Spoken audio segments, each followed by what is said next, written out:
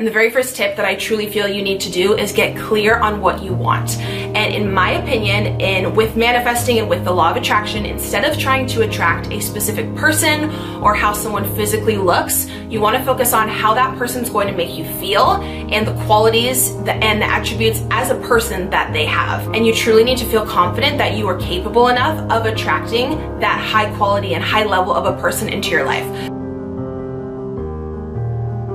The art of celebrating others. Sometimes it's easy to feel envious of your friends when you see them getting married and building a family. You could also perhaps be feeling those pangs of jealousy each time someone on your Facebook feed changes their status to in a relationship, or even seeing celebrities finding love can feel like a jab.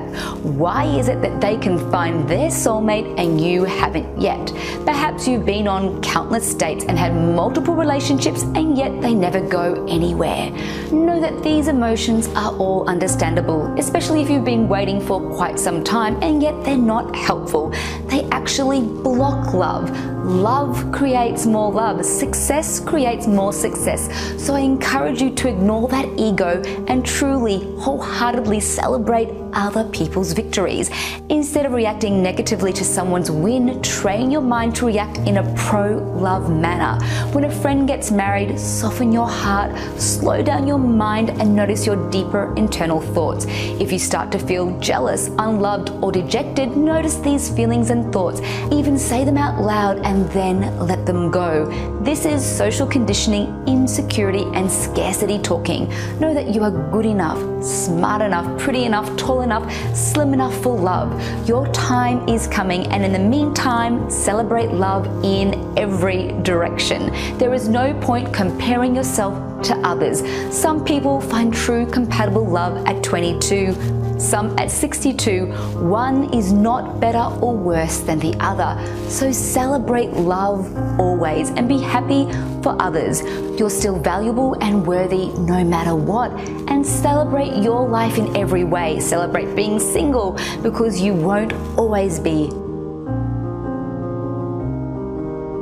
Love yourself. So agape love really is rooted in a love for self, because when you truly do love yourself, you have a respect for other people and things. Second to that is phileo love. And phileo love are people you choose. They say that you are a sum of the top 5 people that you spend your time with. More than likely, 3 of those people will exist in the phileo category, 2 or 3 at least. And so these are the individuals that you call when you need something, or when you want motivation, or to inspire you, or to motivate you, to push you, propel you, to drink with you. And if you don't have those in your life, if you don't have stable friendships, people who you can call on, people who you disclose things to, it's very difficult to understand how to build a romantic relationship when you don't have that base. Building up from that, there's storge love, which is the love you have for your family. Now, storge is closest to eros. It is a deep devotion-like love. It's almost a little addictive as well, too.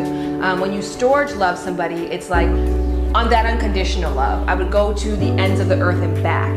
And a lot of people, not of their own fault, but then as you get older, it kind of is, don't have a good relationship with their family.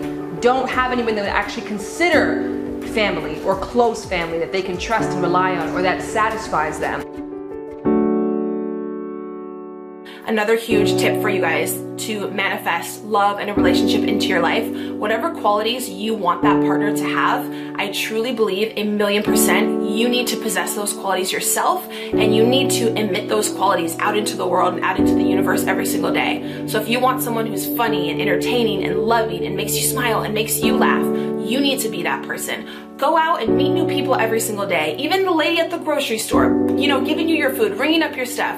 Make her laugh, make her smile, make her day. The way that you want other people to make you feel, you need to start making other people feel that way, so then that love can manifest into your life. Does that make sense? Like everything that you are going after, that you want your dream husband to have, you want him to be like attractive and funny, and you want him to make you feel sexy, you need to make other people feel that way, because you guys have to meet on that same exact vibration. You need to put out whatever you want to attract, because you're going to attract what you are.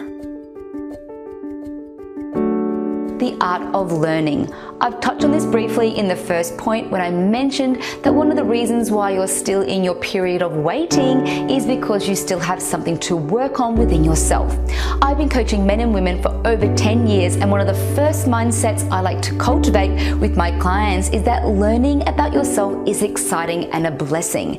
It doesn't have to be scary. Sure, as we peel back the layers, we might find a few things we didn't really want to look at, but once we do, we start to feel lighter, freer, more confident and radiant.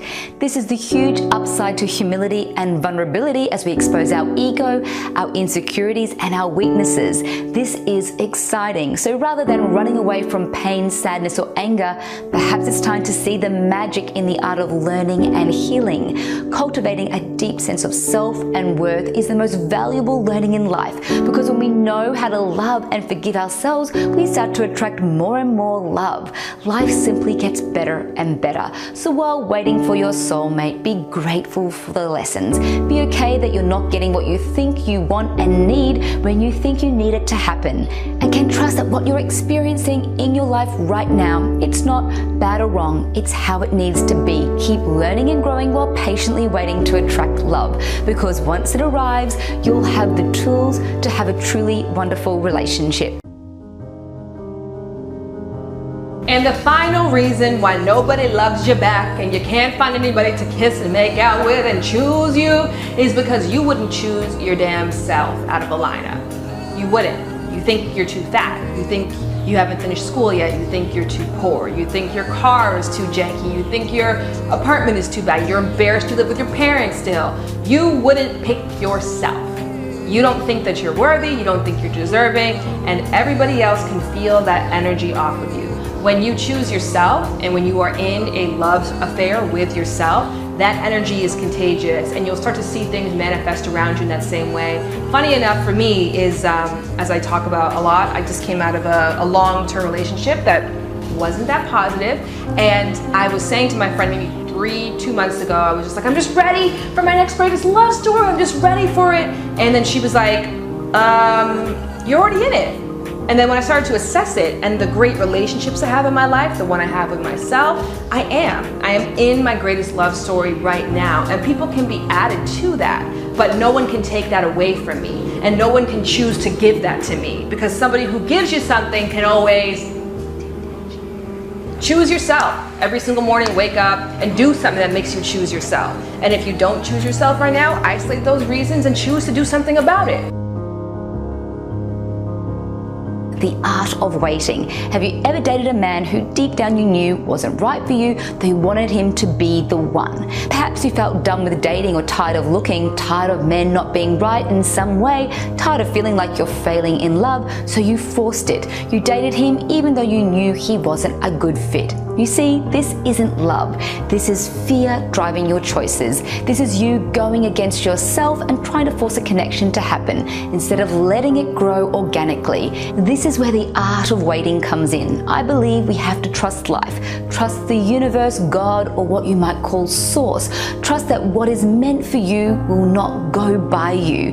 This isn't so much about fate or destiny. I don't believe that to find love, you just do nothing and it will just land in your lap when it's the right time, and that it will be easy 24/7. No, I do believe we need to make an effort to be open to love and meet people, and both people need to make an effort, though it won't feel forced like torture and it won't feel unrequited, which means it's important to trust that if true love isn't happening right now, it's okay. The time isn't right, because while you're waiting for your soulmate, you can get angry and frustrated, or you can really value this time and navigate it with grace and a deep knowing that this path you're on is perfect for you. While you're waiting, you're able to fine-tune what you value. It builds your character. It teaches you patience. It gives you time to get to know yourself better so that you're truly ready for love when you do meet your perfect partner.